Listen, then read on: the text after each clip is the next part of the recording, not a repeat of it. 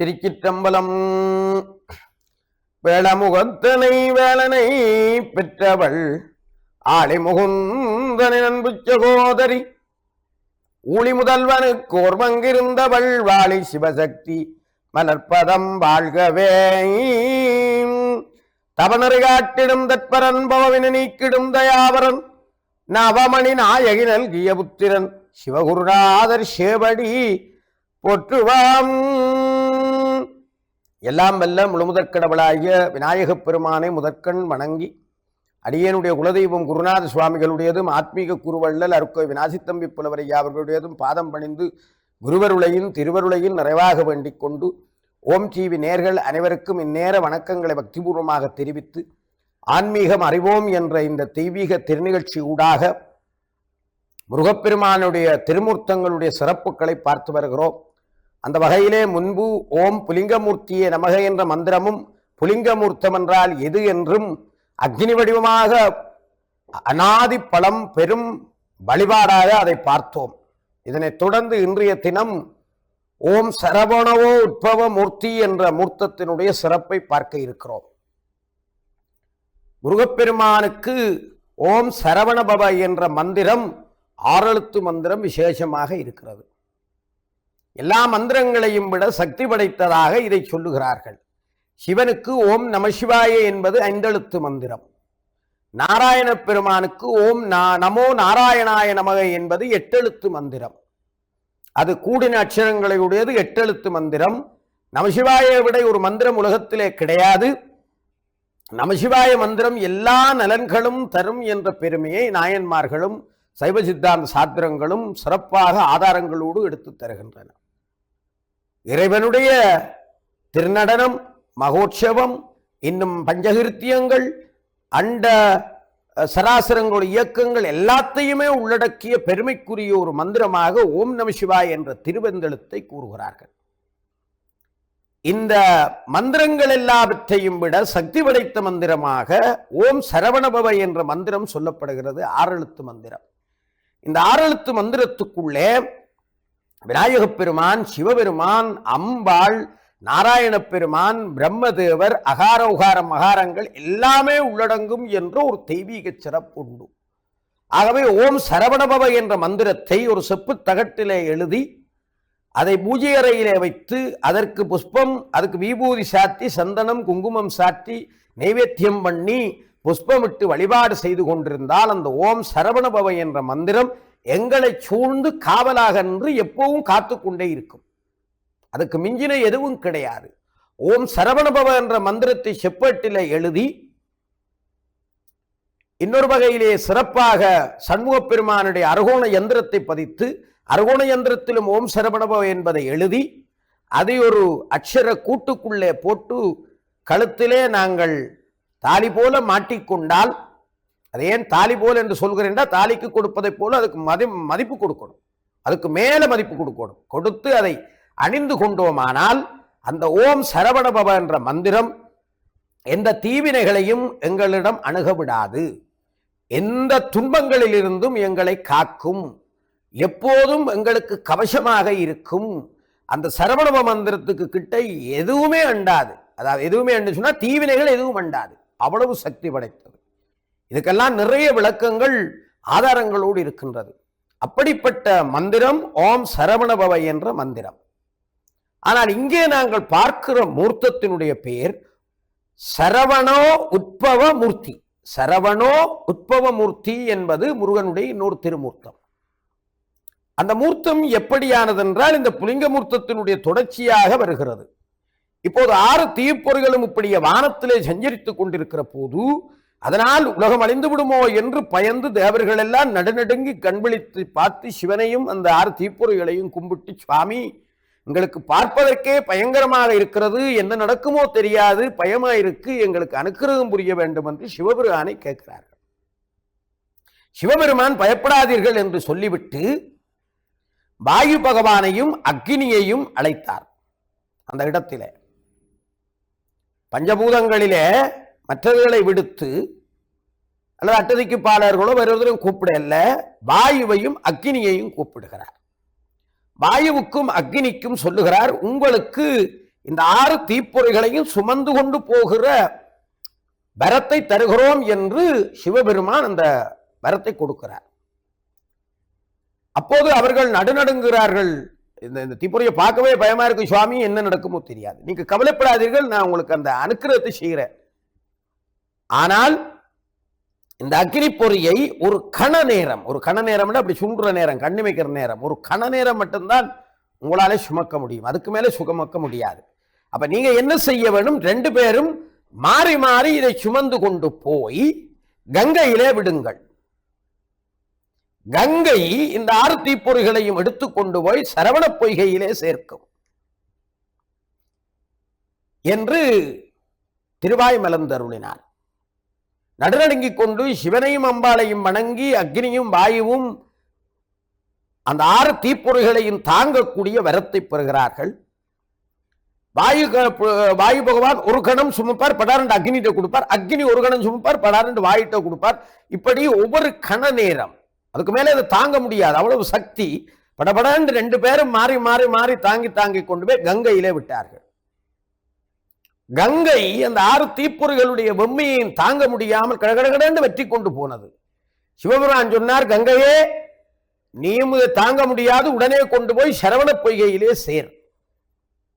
கங்கை வேகமாக கொண்டு இமயமலை சாரல்ல இருக்கிற சரவண பொய்கையில இந்த 6 தீப்பொறிகளையும் கொண்டு போய் விடுத்தது.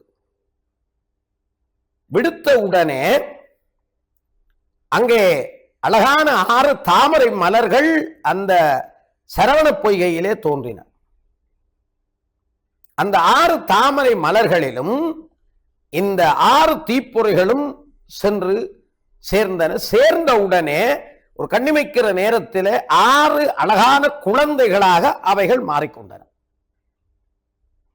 பார்ப்பதற்கு எல்லாரும் பார்த்து அதிசயப்படக்கூடிய ரொம்ப அழகான செந்நிறத்தோடு அழகான 6 குழந்தைகளாக அந்த 6 தீப்பொறிகளும் மாறுகிறது. தேவர்கள் இந்த சம்பவம் நடைபெற்றுக் கொண்டிருக்கிற போது அட்டதிக்கு பாலகர்கள் இந்திரன், அக்னி, தர்மராஜன், நிருதி, வர்ணன், வாயு, குபேரன், ஈசான் அட்டதிக்கு பாலர்களும் காவல் நிற்கிறார்கள். மேலே பிரம்மதேவர் காவல் நிற்கிறார், கீழே விஷ்ணு காவல் நிற்கிறார். முனிவர்கள் எல்லாம் ஆசீர்வாதம் கூறி ஸ்தோத்திரம் பண்ணி கொண்டிருக்கிறார்கள். மலர் மாறி சொரிந்து கொண்டிருக்கிறது. தேவர்களுக்கு நல்ல சவுனங்கள் நடந்து கொண்டிருக்கிறது. அதே நேரம் சூரன், சிங்கன், தாரமாசூரன் அவனோடு இணைந்த ஏனைய அசுரர் குலத்துக்கு துன்னிமித்தங்கள் நடக்கிறது. அபசகுணங்கள் அவங்களுக்கு நடக்கிறது. ஏன்னா அவங்களுக்கு நீ ஆபத்து வரப்போகிறது, அவர்களுடைய அழிவு காலம் தோன்றிவிட்டது என்பதை காட்டுகிற வகையில இந்த நிகழ்வு அமைந்ததை நாங்கள் இந்த இடத்திலே பார்க்கலாம். இப்படி அற்புதமாக அந்த சரவண பொய்கையில நிலைமை நடக்கிறது. சரவண பொய்கை என்பது பெயர், அது சாரல் வனம் என்று சொல்லுவார்கள். சாரல் வனம். இந்த சரவணர் பொய்கையிலே நாணல் புட்கள் நிறைய நிற்கிறது. அந்த நாணல் என்பதால் அது சரம், அது சரவண பொய்கை. நாணல் புட்கள் நிறைந்தது. வனம் என்ற நீர், பொய்கை என்ற பெயர் அதுக்கு உண்டானது என்பதை நாங்கள் ஆதாரங்களோடு பார்க்கிறோம். இந்த நாணல் புல்லு என்பதற்கு ஒரு விசேஷம் இருக்கிறது. ஒரு ஆத்தங்கரையிலே அல்லது குளத்துக்குள்ளே எங்கேயோ இந்த நாணல் புல் நின்றார். சொல்லுவார்கள், நாணலை போல வளைந்து நெளிந்து வாழ வேண்டும் என்று சொல்லி. எந்த பெரிய வெள்ளப்பெருக்கு ஏற்பட்டாலும் நாணல் புல்லே அடித்து கொண்டு போக முடியாது. அது அப்படியே தண்ணி அடித்து ஓட அதை பெய்யாம நிற்கும், ஓடிக்கொண்டே. அதை கூட சேர்ந்து தண்ணியோடு சேர்ந்து ஓடிக்கொண்டே நிற்கும். எந்த வெப்பம், வெயில், வெக்கை, வெப்பகாலம் தண்ணி வத்தினாலும் நாணல் புல்லு அழியாது, அது அழியாம நிற்கும். தண்ணி வர அது செழிக்கும். அப்படிப்பட்ட ஒரு தனித்துவமுடைய மகிமையுடையது இந்த நாணல் புல். நாணல் புல் மனிதனுக்கு பல உண்மைகளை காட்டித் தருகிறது. நாணலை போல நீ வளைந்து நெளிந்து இந்த உலகத்திலே இன்பம் வரும், துன்பம் வரும், எல்லாத்தையும் சகித்து கொண்டு தற்கொலை எண்ணத்தை விடுத்து, இன்றைக்கு அதிகமாக நடைபெற்றுக் கொண்டிருப்பது தற்கொலை எண்ணம். என்னுடைய குரு அருக்கோய் விநாசித்தம்பி புலவர் அடிக்கடி சொல்லுவார், யாராவது அவரிடம் வாக்கு கேட்க வருபவர்கள் தற்கொலை எண்ணத்தோட வந்தால் அவர்கள் தூரத்தில் நிற்கிற போதே அவருக்கு தெரியும், அம்பாள் காட்டி விடுவார். ஆரையும் அனுப்பி அந்த அதில் நிற்கிற தம்பியை வர சொல்லி அவருக்கு நிறைய உபதேசங்கள் செய்து நல்ல பேச்சு கொடுத்து தம்பி, ஒரு நாளும் தற்கொலை செய்யக்கூடாது. தற்கொலை செய்தால் 7 பிறப்புகளும் நாங்கள் உழன்று நரகத்துள்ள இருக்க வேண்டும். அந்த ஆத்மாவுக்கு விமோசனமே கிடையாது. அவர்களுடைய சந்ததிக்கே விமோசனம் கிடையாது. இறைவன் தந்த உடலை நாங்கள் அழித்துக் கொள்ளக்கூடாது. தானாக இந்த உயிரை நல்வழிப்படுத்த வேண்டும். அதற்காக நாங்கள் தெய்வீக தொண்டு செய்து உடம்பை பக்குவப்படுத்த வேண்டும் என்று குரு செய்து சொல்லி, நல்ல உபதேசங்களை சொல்லி, அவரிடம் இருக்கிற தற்கொலை எண்ணத்தை மாற்றி அனுப்புவார். நான் கண்கூடாக இருந்து பல பேரை பார்த்திருக்கிறேன். அந்த ஐயாவினுடைய வழியிலும் யாமும் தற்கொலை எண்ணங்களோடு என்னிடம் கற்றுக்கொண்ட பல சீடர்களை தற்கொலை எண்ணத்தை மாற்றி அவர்களுக்கு உளவள துணை ஆலோசனைகள் கூறி தெய்வீக ரீதியாக அவர்களை பக்குவப்படுத்தி பல பேரை வாழ வைத்திருக்கிறோம். அதை நினைக்கிற போது மகிழ்ச்சி. தற்கொலையினுடைய விளிம்புக்கு போனவர்களை நாங்கள் நன்னிலைப்படுத்தி இருக்கிறோம். அதை நாம் மட்டுமல்ல, எல்லா ஆசிரியர்களும், சமூகத்தில் இருக்கிற பெரியவர்கள் எல்லோரும் செய்ய வேண்டும். என்ற இன்றைக்கு அது அதிகரித்துக் கொண்டிருக்கிறது. தற்கொலை ஒரு நாளும் செய்யக்கூடாது. அது ரொம்ப பாவகரமானது, ரொம்ப துன்பமானது. ஆகவே தற்கொலை எண்ணம் அதிகரித்து கொண்டு போகுது. ரொம்ப கவலை. அதுக்கு என்னத்துக்குன்னா, இந்த சமூகத்திலே அவர்கள் இந்த நாணலை போல வாழ்றதுக்கு அவர்கள் கற்றுக்கொள்ளாத தன்மையால் தான், அவர்களுக்கு பயிற்சி இல்லாத தன்மை, அவர்களுக்கு மனோதிடம் மனோ வைராக்கியம் இல்லாதால் தான் அப்படியா நிலையை எடுக்கிறார்கள். அவை சரவண பொய்கை இந்த விஷயத்தை எங்களுக்கு உணர்த்துகிறது. இப்ப ஒரு சிறப்பை நாங்கள் இதிலே பார்க்கிறோம் என்னவென்றால், இந்த முருகப்பெருமானுடைய தோற்றம் பஞ்சபூதங்களையும் அவாவிக்கொண்டு வந்து ஒரு அற்புதத்தை பார்க்கிறோம். அவர் ஆரம்பத்திலே அக்கினி வடிவமாக தோன்றுகிறார். அக்கினி வடிவமாக தோன்றியவரை வாயு பகவான் சுமந்து போகிறார். பின்பு அக்கினி சுமக்கிறார். மாறி மாறி அக்கினியும் வாயுவும் சுமந்து கொண்டு போய் கங்கையிலே விடுகிறார்கள். அக்கினி, பின்பு வாயு, பின்பு கங்கை. கங்கை கொண்டு போய் சரவண பொய்களை விடு. சரவண பொய்கையும் கங்கை தான். அதே நேரத்திலே அங்கே ஆகாய அம்சமும் சேர்கிறது. இமயமலை சாரல்ல ஆகாய அம்சம் சேர்கிறது. இனி தாமரை பூவிலே சுவாமி அவதாரம் பண்ணுகிறார். தாமரை பூ ராஜபுஷ்பம் மண்ணிலே இருந்து வந்தது. அது பிருதிவி அம்சம், மண் அம்சம். அவை பஞ்சபூதங்களுடைய அம்சமும் பஞ்சபூதங்களுக்குள்ளே ஆட்படாமல் பஞ்சபூதங்களை விடுத்து நெற்றிக்கண்ணிலே இருந்து சிவதேச மூர்த்தியாக தோன்றிய முருகன் பின்பு பஞ்சபூதங்களுக்குள்ளாலே போய் பின்பு அழகான குழந்தையாக மாறுகிறார். இந்த வரலாற்றிலே ஒரு விஷயத்தை நாங்கள் தெரிந்து கொள்ள வேண்டும். மற்றவர்கள் எத்தனையோ பேர் எல்லாம் இருக்கிற போதும் இந்த வாயுவுக்கும் அக்னி பகவானுக்கும் சிவன் ஏன் இப்படி ஒரு அனுக்கிரகத்தை கொடுத்தார் என்ற கேள்வி பல பேருடைய நெஞ்சிலே எழும். எதற்காக சிவன் அப்படிப்பட்ட ஒரு வேலையை செய்தார்? அதற்கு காரணம் உண்டு. காரணம் இல்லாம ஒரு காரியம் கிடையாது. காரணகாரிய தொடர்பு சைவ சித்தாந்தம் சொல்லுகிற தொடர்பு. முன்னொரு காலத்திலே தேவர்களுக்கும் அசுரர்களுக்கும் பயங்கரமான சண்டை தொடங்கியது. ஆரம்பத்திலே அசுரர்கள் வென்று விட்டார்கள், தேவர்கள் தோற்றுவிட்டார்கள்.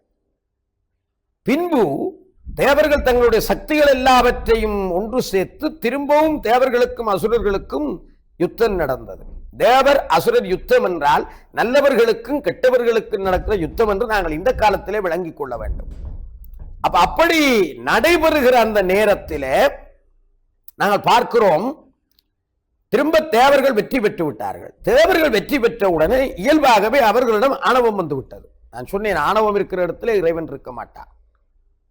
ஆணவம் வந்தால் அது எங்களுக்கு பல அழிவுகளுக்கும் பல துன்பங்களுக்கும் மூலமாகிவிடும் என்பதை தெரிந்து கொள்ள வேண்டும். இந்த இந்திராதி தேவர்களுக்கு ஆணவம் வந்து விட்டது. வந்தவுடனே அவர்கள் ஆணவத்தோடு செருக்கோடு நடந்து கொண்டிருக்கிறார்கள். பரம்பொருள் ஆகிய சிவம் இதை மாற்ற வேண்டும் என்று நினைக்கிறது. அப்போது இந்த சிவனாரண்யதார் ஒரு இயங்க மூர்த்தியாக, இயற்கையோடு சேர்ந்து ஒரு இயங்க மூர்த்தியாக தோன்றி உங்களிடம் இருக்கிற ஆணவத்தை நீங்கள் விட வேண்டும் என்று சொல்லுகிறார். அவர் கேட்கவில்லை. சரி, நீங்கள் உங்கள யார் பெரியவர் என்று ஆளுக்கால் ஆணவம் பட்டு சண்டைப்பட்டுக் கொள்கிறீர்கள். வாயுவோ பெரியவர், வர்ணனோ பெரியவர், இந்திரனோ பெரியவர், சந்திரனோ பெரியவர், சூரியனோ பெரியவர், எல்லாரும் பிரச்சனைப்படுகிறீர்கள். ஆனால் நீங்கள் யார் சக்தி படைத்தவர்கள் என்பதை நிலைநிறுத்த வேண்டும் என்றால் அந்த இயங்கு மூர்த்தி சொன்னது, நான் இப்போது இதிலே ஒரு துரும்பு வடிவத்தை தோற்றுவித்திருக்கிறேன். இந்த துரும்பை யார் அசைத்து அதை இருந்த இடம் இல்லாமல் ஆக்குகிறீர்களோ அவர்கள்தான் சக்தி படைத்தவர்கள் ஆவார்கள் என்று ஒரு தீர்ப்பை கூறுகிறார். உடனே என்ன செய்தார்கள்? இந்த ஒவ்வொருவரும் அந்த துரும்பை அகற்றுவதற்கு முயற்சிக்கிறார்கள். வர்ணன், இந்திரன் போன்றவர்கள் மழையாக நீராக வந்தெல்லாம் அதை அடித்துக் கொண்டு பார்க்கிறார்கள். ஆனால் நாணல் புல்லு போல அது நிற்கிது, அதை ஒன்றும் செய்ய முடியவில்லை. ஒவ்வொரு தேவர்களும் தங்களுடைய சக்திகள் முழுவதையும் பயன்படுத்தி அதை இருந்த இடம் தெரியாமல் அழிப்பதற்கு முயற்சிக்கிறார்கள். ஆனால் முடியவில்லை. அப்படி முடியாமல் இருக்கிற நேரத்தில் நாங்கள் பார்க்கிறோம், இந்த வாயுவும் அக்னியும் அந்த இயங்கு பொருளை பணிந்து அந்த துரும்புக்குள்ளே ஏதோ ஒரு பரம்பொருள் ஆற்றல் இருக்கு என்பதை உணர்ந்து, எங்களை விட அந்த பரம்பொருள் ஆற்றல் அதுக்கு இருக்கிறது என்பதை உணர்ந்து அவர்கள் ஸ்துதி பண்ணி வணங்கினார்கள். வணங்கின உடனே பரம்பொருளாகிய சிவம் காட்சி கொடுத்து, நீங்கள் ஆணவமற்ற நிலையிலே உண்மையை உணர்ந்து செயற்பட்டதால் உங்களுக்கு நாம் ஒரு வாய்ப்பு தருவோம் என்று சிவன் கூறினாரா. அந்த வாய்ப்பு நிமித்தம்தான் இங்கே வாயுவும் அக்கினிக்கும் இந்த 6 தீப்பொறிகளையும் மாறி மாறி சுமந்து கொண்டு போகிற பாக்கியத்தை சிவனார் கொடுத்தார் என்று வரலாறு கூறுகிறது.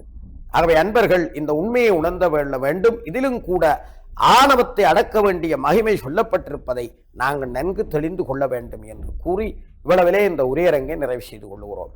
உருவாய் அருவாய் உலகாய் இலதாய் மறுவாய் மலராய் மணியாய் ஒளியாய் கருவாய் உயிராய் கதியாய் விதியாய் குருவாய் வருவாய் அருள்வாய் குகனே திருச்சிற்றம்பலம்.